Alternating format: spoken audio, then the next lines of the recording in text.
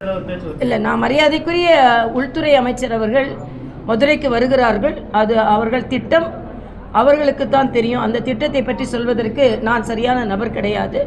நாங்கள் எல்லாம் மகிழ்ச்சியோடு இருக்கிறோம். ஏனென்றால் மரியாதைக்குரிய அமித்ஷா அவர்கள் கட்சி நிர்வாகிகளை சந்திக்க இருக்கிறார். எங்களது வருங்கால அரசியல் திட்டங்களை பற்றி எங்களுக்கு வழிகாட்ட இருக்கிறார். அந்த வகையில் மகிழ்ச்சி.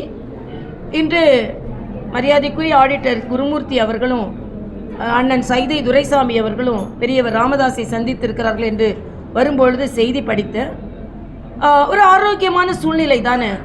ஒரு சமூக நீதிக்காக ஆரம்பிக்கப்பட்ட ஒரு கட்சி உள்ளே சில பிரச்சனைகளினால் எந்த விதத்திலும் பிரச்சனைகள் வெடித்து அதன் தாக்கம் எந்த விதத்திலும் அந்த கட்சியை ஒற்றுமை தாக்கிவிடக்கூடாது என்ற அக்கறையோடு அவர்கள் செயல்பட்டு இருக்கிறார்கள்.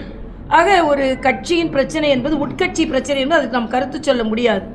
ஆனால் அந்த உட்கட்சி பிரச்சனையை அந்த கட்சியை நிலைகுலைய செய்துவிடக்கூடாது என்பதற்காக இவர்கள் சென்று அதற்கு பேசி இருப்பது ஒரு ஆரோக்கியமான சூழ்நிலை என்று தான் நான் நினைக்கிறேன். பாமக இன்னும் அந்த குழப்பமான சூழ்நிலையிலிருந்து வெளியே வர வேண்டும் என்ற எனது ஆவலையும் நான் வெளிப்படுத்துகிறேன்.